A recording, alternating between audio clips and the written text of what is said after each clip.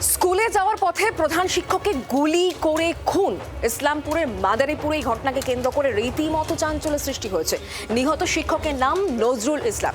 ইনি চোপড়া ব্লকে তৃণমূল শিক্ষা সেলের সভাপতি। রাজনৈতিক কারণে খুন নাকি ব্যক্তিগত কোনো আক্রোশ থেকে এই শিক্ষককে গুলি করে খুন করা হয়েছে তা নিয়ে রীতিমতো ধন্দে পুলিশ। আর 5টা দিনের মতো মোটরবাইক চালিয়ে স্কুলে যাচ্ছিলেন তিনি। আচমকাই ধেয়ে এলো গুলি। হাসপাতালে নিয়ে যাওয়া হলেও বাঁচানো গেল না তাকে। দুষ্কৃতীদের ছোড়া গুলিতে মৃত্যু হলো প্রধান শিক্ষকের।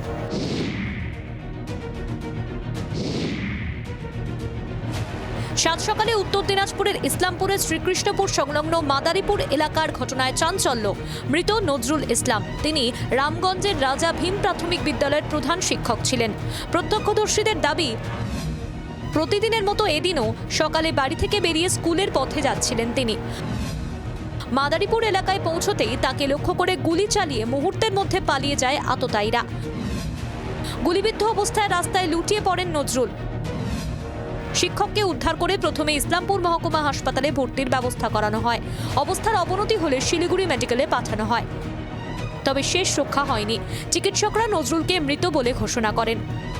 শুধু একটা আওয়াজ পাইলাম, তো ফটস করে উঠলো। ফটস করে ওঠার পরে উনি গাড়ি ব্যাক করলো, বলছে আমাকে গুলি মারেছে। আর সামনে একটা ছেলে ওখানে দাঁড়াই ছিল, যাতে ছিল ওষুধ মারতে, সেই ছেলেটা আবার থানায় ফোন করলো। নিহতের মেয়ের দাবি, বৃহস্পতিবার বিকেলে ফোনে কারোর সঙ্গে কথা কাটাকাটি হচ্ছিল নজরুলের। নিহতের মেয়ের আরও দাবি, তার বাবা সম্ভবত কারো থেকে টাকা পেতেন।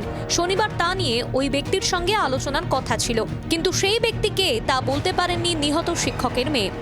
এসেছিল একটা, আমি বলতে পারছি না কোথা থেকে, তো টাকার ব্যাপারেই কথা বলছিল যে মানে যা টাকা বাকি আছে সব টাকাগুলো দেওয়ার কথা বলছিল, আজকে দেখা করার কথা বলছিল।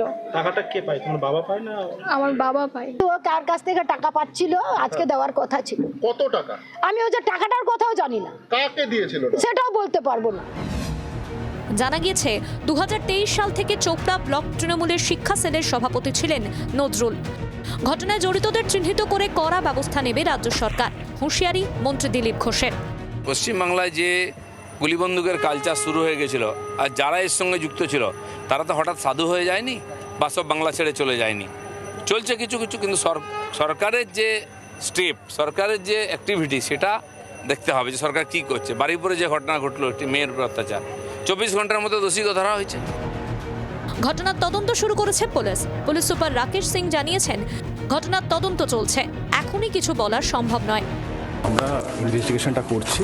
আমরা কিছু তথ্য পেয়েছি, এই জন্যে বাড়িতে এসছি, মানে যার বাড়ি ওনার বাড়িতে আমরা এসছি, আমরা খবর পেয়েছি, এরপরে আমরা কিছু লিড পেয়েছি, ওই লিড উপরে কাজ করছি। বেশি এর থেকে বেশি আপাতত কিছু বলতে পারছি। কে বা কারা এই শুট আউটের পেছনে জড়িত?